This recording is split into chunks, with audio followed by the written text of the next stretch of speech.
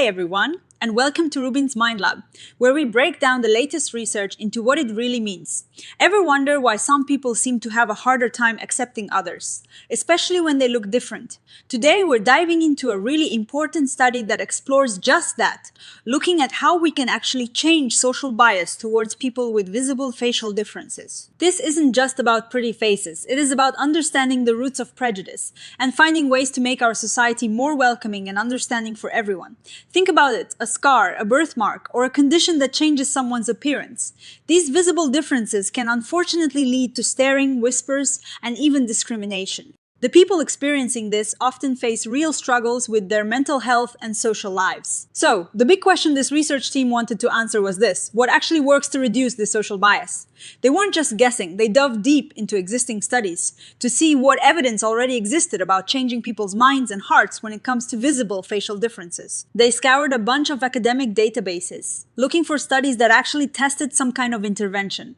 We're talking about things designed to shift attitudes, not just describe the problem.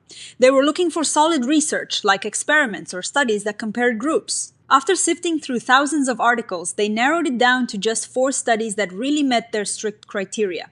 These studies looked at different visible differences like cleft lip and palate, psoriasis, facial paralysis, and other facial disfigurements. Now, what did they actually do in these studies? They explored a few different approaches. Some tried to educate people about certain conditions.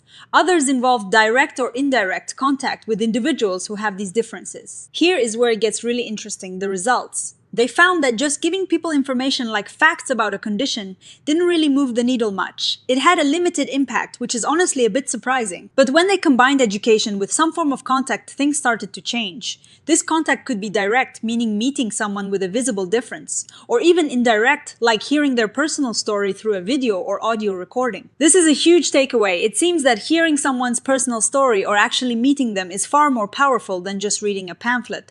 And even online stories like videos or audio clips showed promising results, suggesting that we can use media to spread understanding on a large scale. So, what is the big picture here? The study clearly shows that simply educating people isn't enough to dismantle deep-seated biases. We need something more experiential. This research has some really important practical implications. It can help us develop better tools for healthcare professionals, teachers, and even employers. Imagine training programs that not only teach facts, but also incorporate real stories or safe opportunities for interaction. Ultimately, these kinds of efforts could be plugged into bigger campaigns to raise awareness about disabilities and visible differences, making society more inclusive overall. Now, while this review is super valuable, it is also good to acknowledge what it can't tell us perfectly. The studies included had their own limitations. For instance, one study found that while kids' attitudes improved with information and contact, young adults' attitudes were pretty resistant to change. The researchers suggest this might be due to prior experiences or how significant the attitudes are to them. Another point is that some outcomes were measured right after the intervention.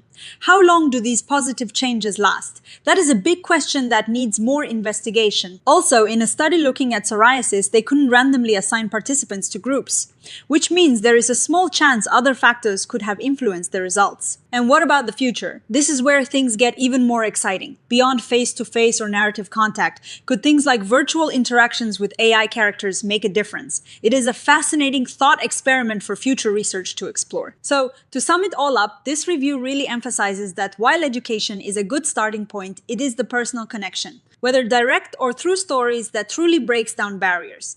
It shows us that empathy isn't just born. It can be cultivated through understanding and shared experiences.